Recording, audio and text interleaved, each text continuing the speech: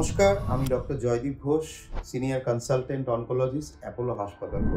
আমার কাছে অনেক পেশেন্ট এসে বলেন, প্রথম কথা খুব দুঃখের সঙ্গেই বলেন যে ডাক্তারবাবু, আমি কোনোদিন সিগারেট ছুঁইনি, মদ খাইনি, বাইরের খাবার খাইনি, খুব রেস্ট্রিক্টেড লাইফ লিড করেছি, যোগ ব্যায়াম করতাম, ফ্রুটস খেতাম, শাকসবজি খেতাম, পুজো করতাম, আমার কেন ক্যান্সার হলো? এবার দেখুন, এইটা বুঝতে হবে যে প্রথমত ক্যান্সার হওয়াটা কিন্তু ডাইরেক্ট 1+1=2 নয়। মানে আমি আজকে সিগারেট খাচ্ছি মানেই আমার ক্যান্সার হবে, আর আমি সিগারেট খাবো না মানে আমার কিছুতেই কোনো ক্যান্সার হবে না, ব্যাপারটা একদমই সেরকম নয়। অনেকেই বলতে পারে তাহলে এই যে স্মোকিং, ড্রিঙ্কিং যেগুলোর সঙ্গে ক্যান্সার অ্যাসোসিয়েটেড, সেই রিস্ক ফ্যাক্টরগুলোর রোলটা কি? সেটার রোল এটাই যে ধরুন আজকে আমি কিছু না করে আমার ক্যান্সার হওয়ার সম্ভাবনা যদি 1x বা 2x থাকে, আমি যদি সিগারেট খেতে শুরু করি বা মদ খেতে শুরু করি, সেই হওয়ার প্রবণতাটা হয়তো 5x বা 10x হয়ে যেতে পারে।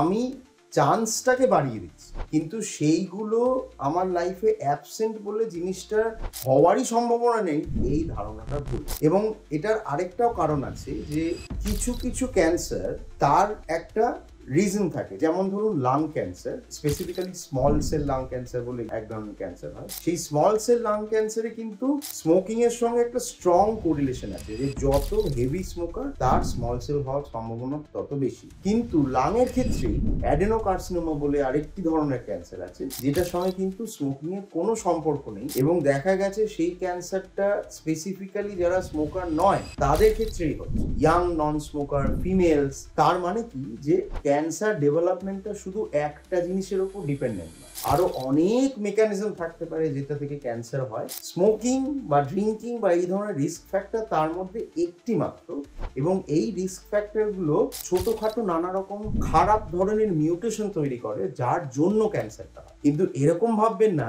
যে শুধু এই জিনিসগুলোই সেই মিউটেশনটা তৈরি করে। সাধারণ খাবার দাবার, পলিউশন, এক্সপোজার, নর্মাল যে কোনো কিছুতেই কিন্তু এরকম মিউটেশন কনস্ট্যান্টলি আমাদের শরীরে হতে থাকছে। কাজেই মিউটেশন হওয়াটা আপনি আটকাতে পারবেন না, কিন্তু হ্যাঁ, কোনো একটা মিউটেশন হলে সেটার ক্যান্সার হওয়ার প্রবণতাটা বেড়ে যায় যদি আমাদের মধ্যে আরো অ্যাডিশনাল রিস্ক ফ্যাক্টরস থাকে, স্মোকিং এটসেট্রা, এগুলোর ক্ষেত্রে। ধন্যবাদ, ভালো থাকবেন, নমস্কার।